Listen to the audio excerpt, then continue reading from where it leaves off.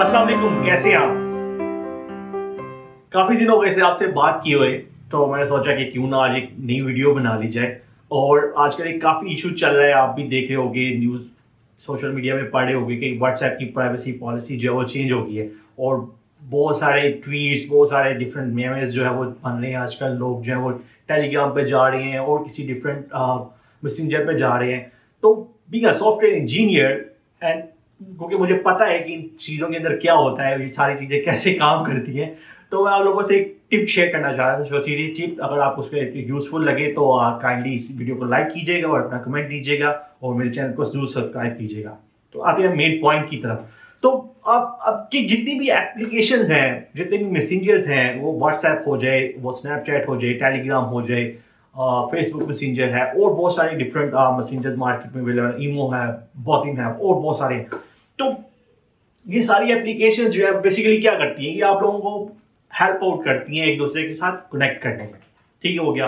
लेकिन सारी एप्लीकेशंस जो हैं उनके अंदर एक टिपिकल जो है वो आर्किटेक्चर इन्वॉल्व होता है। ये थोड़ी यानी कि सॉफ्टवेयर इंजीनियरिंग की डिटेल है, लेकिन आप इसको थोड़ा अगर थोड़ा समझोगे तो इतना कोई मुश्किल भी नहीं है।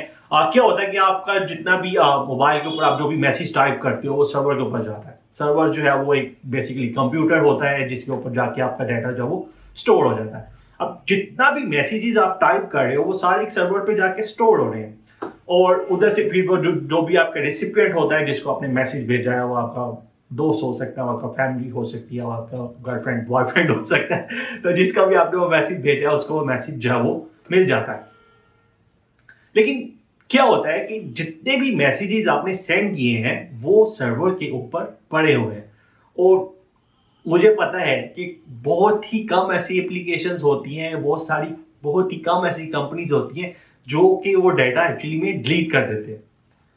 वो इंक्लूडिंग फेसबुक हो, वो इंक्लूडिंग टेलीग्राम हो, वो या और कोई भी डिफरेंट मैसेंजर हो।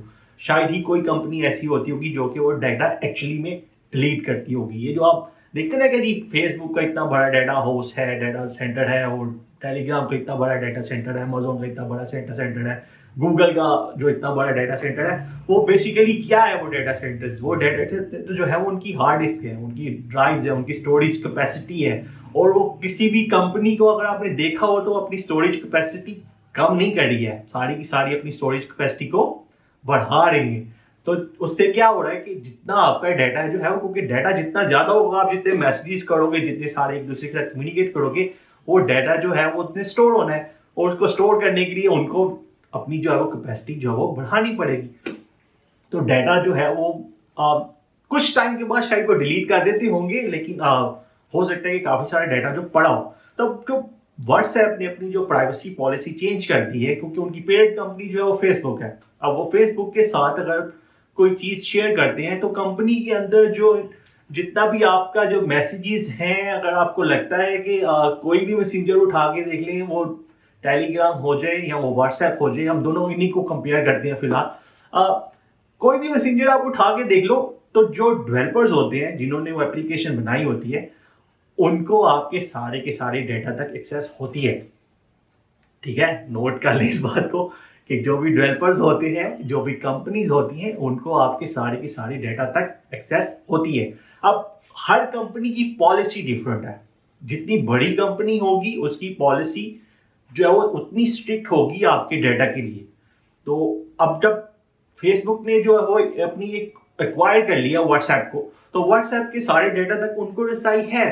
अब वो उस डेटा को किस पर्पस के लिए यूज करते हैं या उसको यूज नहीं करते हैं, उसको पड़ा रहने देते हैं, तो वो उनकी टेंशन है, वो उनकी हेडेक है।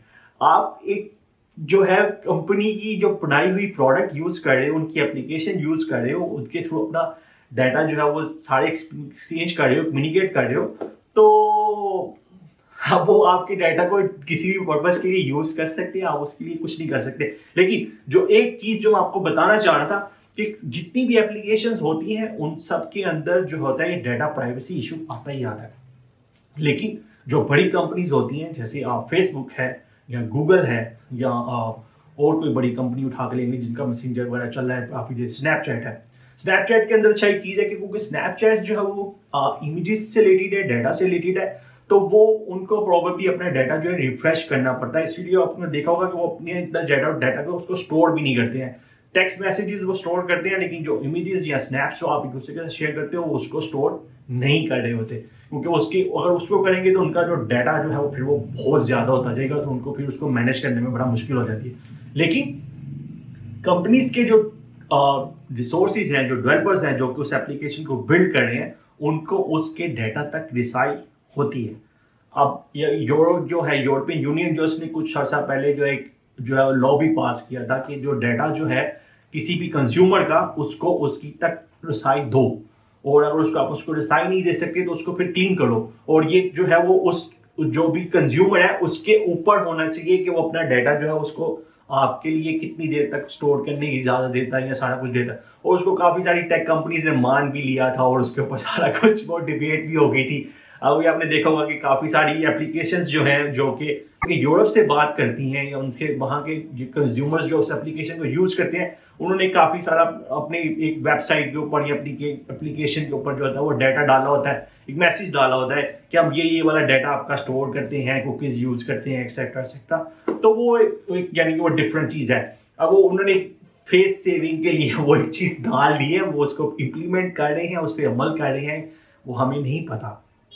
तो बात ये है कि कोई भी मैसेंजर यूज कर लो, कोई भी चीजें कर लो, आपकी प्राइवेसी कितनी है, वो डाटा लीक होने की प्राइवेसी जो है उसकी गारंटी तो वो कंपनी दे सकती है कि जी आपका डाटा लीक नहीं होगा। और वो जितनी बड़ी कंपनी होगी, जाहिर बात हो, आपका डाटा लीक होने से बचाने के लिए उतने ही ज्यादा इकदाम करेगी, उतने ही ज्यादा सेफ्टी प्रिकॉशंस होंगे उनके पास, उनके सर्वर्स सिक्योर होंगे, फायरवॉल्स लगी होंगी, और भी सारे उनके स्निफर्स वगैरह जो भी जिस तरह जैसे काम करती हैं एप्लीकेशंस, बहुत सारी डिटेल्स हैं वो हम यहाँ पे डिस्कस नहीं कर सकते और उनका यूज भी नहीं है।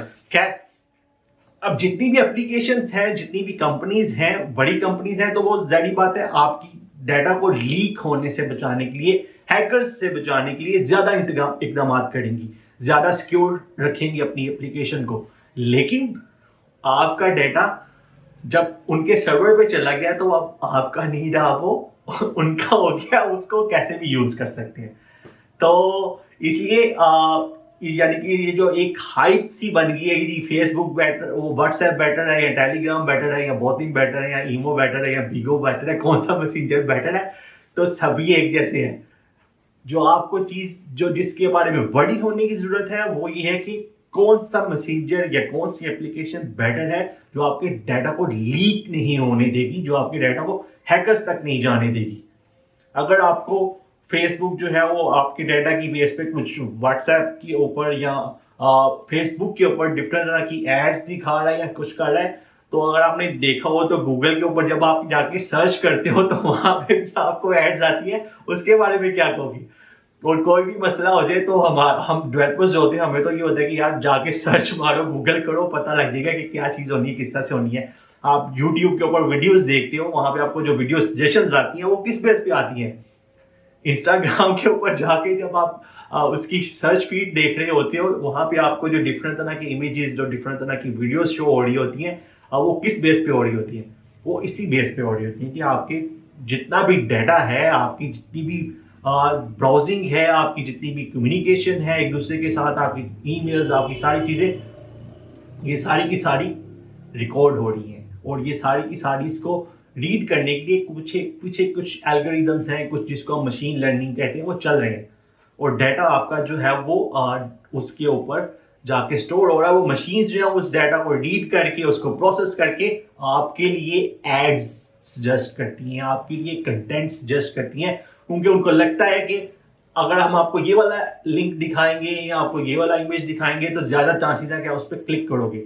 और जब आप क्लिक करोगे, किसी चीज को व्यू करोगे, किसी चीज के ऊपर वॉच करोगे, किसी ऐड पे क्लिक करोगे, तो जाहिर बात है उस कंपनी को जब वो रेवेन्यू इकट्ठा होगा। अब ये जो गूगल है, फेसबुक है या यूट्यूब है और जितनी भी कंपनीज हैं, इनका जो सबसे बड़ा जो रेवेन्यू है वो एड्स से अर्न होता है।